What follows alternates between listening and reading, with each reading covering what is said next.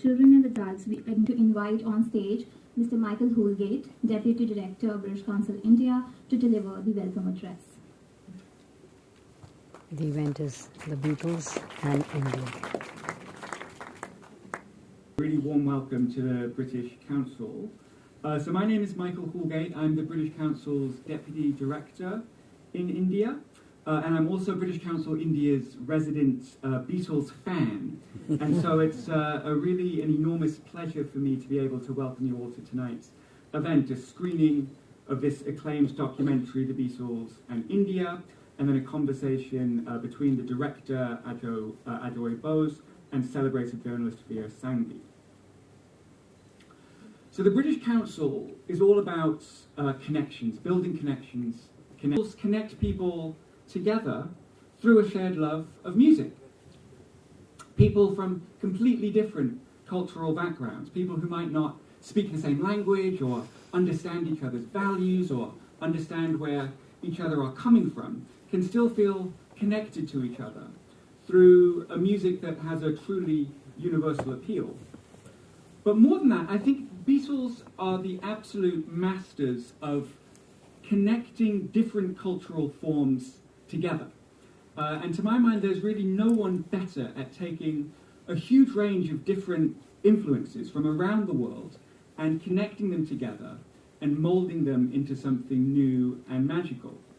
And so in my job to build connections, and as a lifelong Beatles fan, really nothing gives me more pleasure than connecting people around the world to the music of the Beatles. Now, when I say I'm a lifelong Beatles fan, I want to emphasize the lifelong part of that. Some of my very earliest memories as a preschool child, as a toddler, 3-4 years old, are listening to Beatles records. My father used to play me his old vinyl Beatles records when I was very small. Now, like everyone, my musical tastes have evolved as I've gotten older. I had a Metallica phase as a teenager and a folk phase in my 20s and a jazz phase in my 30s.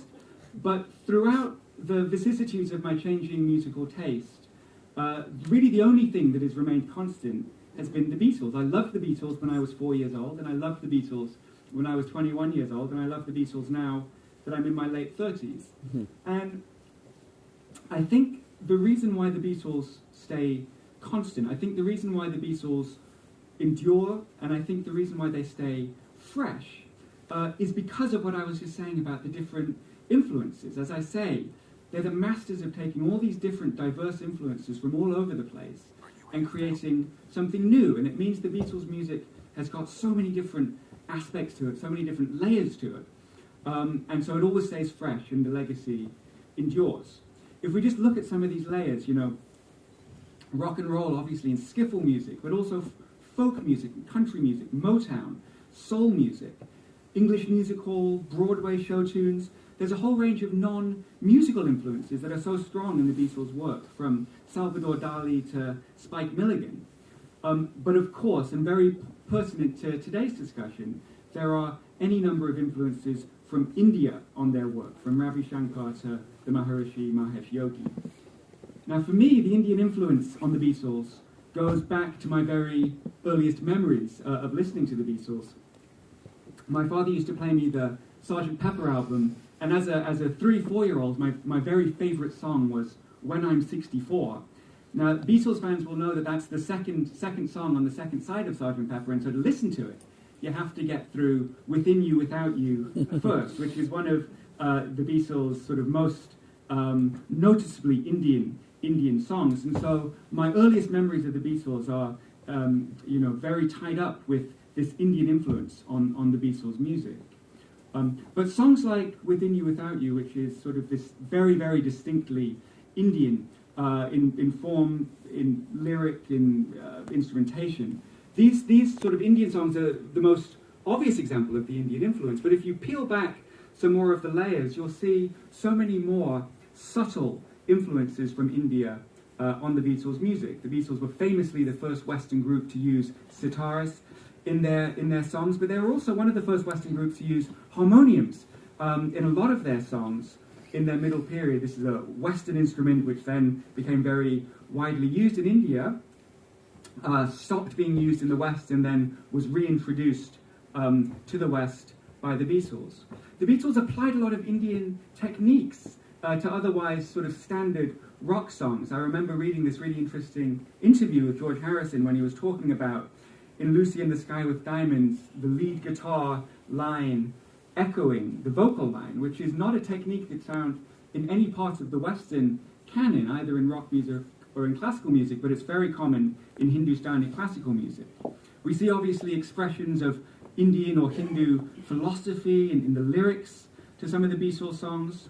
And then what's also interesting is sort of the non-Indian influence of India. So the finger-picking guitar style that dominates the White Album was learned by the Beatles in India. Now, it was taught to the Beatles by another British guitar player, but it took India to bring them together and for that skill to be transferred. So all of this is to say that I think the influence of India on the Beatles is one of the main reasons why their music remains so compelling and their legacy remains so enduring. India's had this huge impact on deepening the richness of one of the UK's best bands. And going back to the British Council point of view, as an organisation that tries to bring together the best of UK and Indian culture, I think the Beatles' engagement with India is really one of the best examples we have of UK and Indian cultural synergy. India and UK coming together to make something new and magical. And I hope that this magic comes across during the screening and the discussion this evening.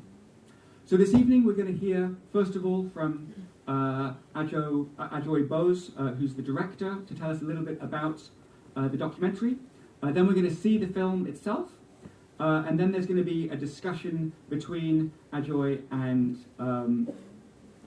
Veer Sanghi. And then at the end we'll hear some reflections from the High Commissioner, who will be joining us later on.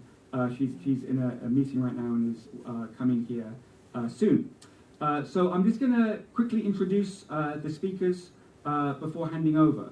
So Ajoy Bose is the director of the documentary. He's also the author of the book Across the Universe, The Beatles in India, on which the documentary is based. He's an acclaimed Indian journalist, author, filmmaker, with a distinguished career spanning over 4 decades. He's been widely recognized for his insightful storytelling, deep understanding of India's socio-cultural landscape. His work often bridges global narratives, like this work on the Beatles and India. Beatles in India is his first film as director, but it's won numerous awards, including winner of the Best Film, Audience Choice, and the Best Music at the 2021 UK Asian Film Festival, and it was also closing film at the New York Indian Film Festival in 2022. Ajoy will be in conversation with Veer Sanghi, who's a celebrated Indian print and television journalist, author, columnist, and talk show host, known for his versatility and engaging style. He's written extensively on culture, on politics, and on gastronomy. Born in London, educated at Oxford, his global outlook and connections make him a prominent voice in cultural discussions that resonate on both Indian and British platforms. Thank you so much, Ajoy and Veer, for joining us. Thank you all for joining us. I hope you enjoyed the show.